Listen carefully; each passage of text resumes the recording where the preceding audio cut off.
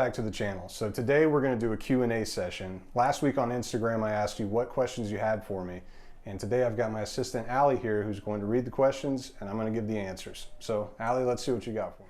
Hey guys, Allie here. Thanks for all your great questions. We're going to kick it off with this one from Dissonant Tone. Rank your top 3 amps and why is Diesel VH4 number 1? Diesel VH4 is number 1. Number 2 is going to be the Bogner Uberschall Rev 1. And number 3 for me is going to be that Orange Dual Dark 100. I love that thing. So why the VH4 is number 1? You know, there's a lot of great amps behind me and in my collection. A lot of other amps I love, but the VH4, just every channel is its own thing. You know, it's got a great clean channel. Channel 2 is great for like classic rock, that kind of stuff. Channel 3 is channel 3. I mean, if you played one, you know, it's like legendary, kind of the Hetfield tone, the Adam Jones from Tool tone. So great for metal. And then channel 4 is a nice saturated version of that for leads. So to me, it's just it's got its own sound, but it has a lot of versatility within that sound. And that's why I love that amp. So. All right, the next question we have is from Gabriel Pascoli. Right. Would you have a Trainwreck amp? If yes, which one? Yeah, I would. I mean, you know, I would love to have one. Those are definitely super high-end amps, very pricey amps. They're, you know, kind of more known for like rock and roll, and I play more metal, so it's not an amp that I'm just like dying to have. I have had a Trainwreck clone in the past, and I enjoyed it, but I didn't play it that much. It just kind of collected dust because, like I said, it's more for like classic rock, that kind of thing.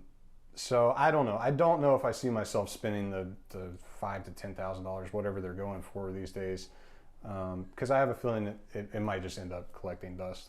All right, the next question is from Slim X Diesel. What are the best speakers for JCM 800 amps? Best speakers for JCM 800 amps. That, you know, that's totally subjective, obviously, but you didn't want to hear that. You want an actual answer from me. For me, personally, I think the best speakers are going to be Celestion Creambacks. I love the way an 800 sounds through those. They got nice punchy mids, good low end, stays tight. You know, you compare them up with an amp that has a little more fizz on the top and it'll kind of tame that. So Creambacks, yeah, definitely.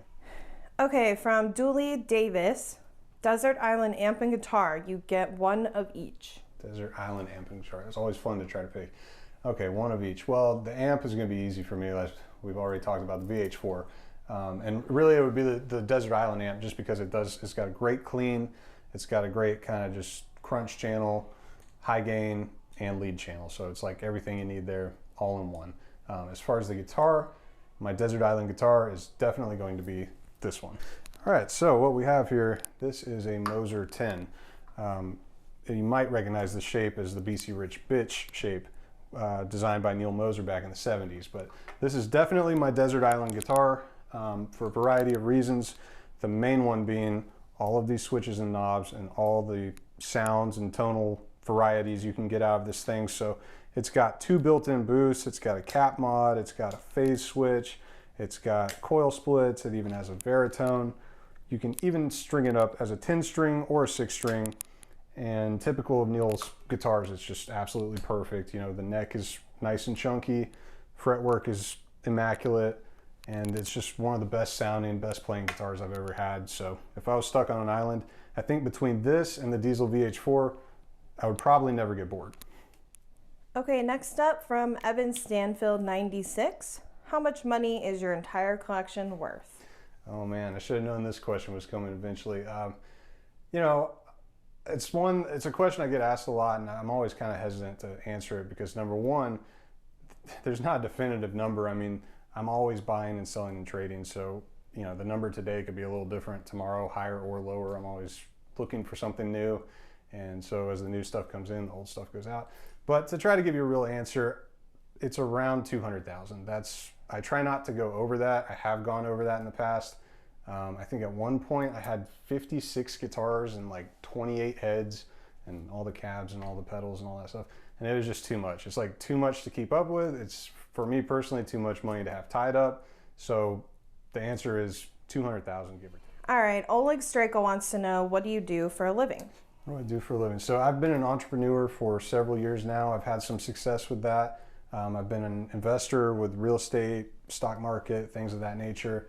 And kind of recently, just as this collection's grown, it's actually starting to be like a full-time job, just taking care of the Gunter collection, managing everything. So. All right, next question from Eric Shin.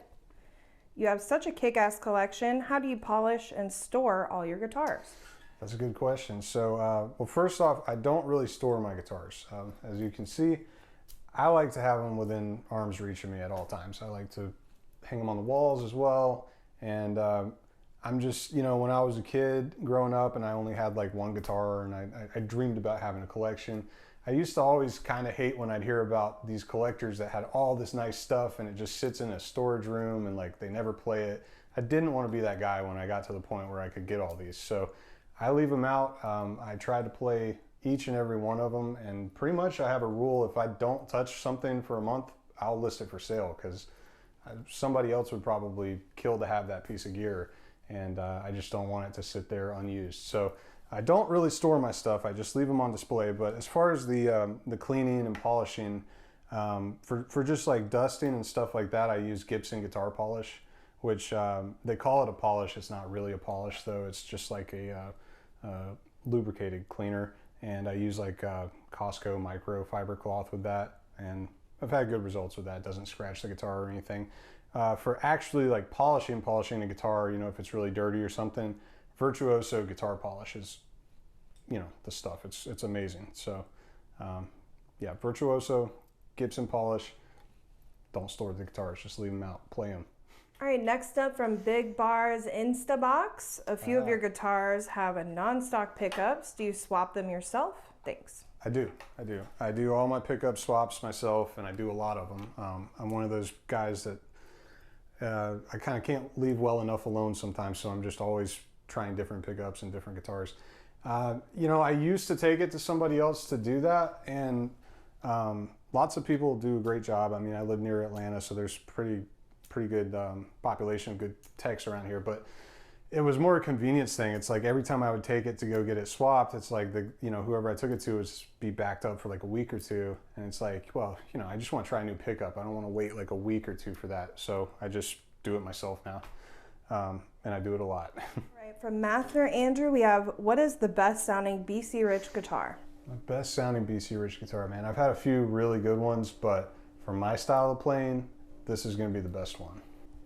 So this is my 2005 custom shop BC Rich Warlock with a unique headstock. Pretty funny story behind this one. This was actually ordered by a guy that was trying to get a 6-string bass made with this spec, and the custom shop misread the order and actually built a 6-string guitar. So this is kind of the happy accident Warlock. But this thing sounds amazing. It's got just kind of this raw, aggressive, snarly tone to it, if that makes any sense at all. It's amazing for heavy metal. When I got it, it had EMG 81, 85, and it sounded great, but I swapped them out. I put the James Hetfield pickup and then an EMG 66 in the neck, and that just made it all the more aggressive and better for metal. It's also got a built-in boost, so it's good for leads too. Very cool guitar. All right, my past life 04 wants to know, how many Berniericos do you own, my man? Cheers from Colombia. How many Berniericos? At the moment, only one. I've had probably half a dozen, mostly the Flying V, the Vixen ones, but the only one I have at the moment is this. So this is one of my few 7-string guitars also. This is a Berniericos Jr. Jekyll 7 with kind of interesting, it was custom ordered with the Tune-o-matic tailpiece. I put the Duncan Nazgul and Sentient pickup set in there. It's got stainless steel frets, really nice silver paint job. It's even signed by Berniericos Jr. before he died, so it's a great guitar, man. He made some really cool stuff. That reminds me, I need to get more of them. All right, next up from The Philosopher, what is the next guitar or gear that you were going to add that's been hard to find? Man. You know, I've got a few on my list that I still haven't checked off. Right now, I'm kind of fiending for a Johnny A. Gibson. Oddly enough, not a heavy metal guitar, but I've been looking for the right one of those, the right color and the right top, and I just haven't found it yet. Aside from that, I'd also like to get a vintage Birdland. I used to have a 68 that was really, really a nice guitar, but it had had some cosmetic issues that they just bugged me, so I ended up selling it. But I'd like to find a really nice example of a Birdland, nice Johnny A. As far as more metal guitars, you know, I'd love to get a Ken Lawrence Explorer. I've had the opportunity to buy several, just haven't found the spec that I really liked. You know, those things are like 10 grand on the used market. So to spend that kind of money, it really needs to be exactly what I want, and I just haven't found that yet. But you know, beyond that, it's like, you know, you guys tell me. I mean, I'm always open for learning about new guitars and trying new things. So I'm sure some of the stuff that I'm gonna really want to buy in the future I haven't even heard of yet or haven't learned about. So if you guys have any suggestions for what I should be, you know, hunting for to add to the collection, feel free to comment below.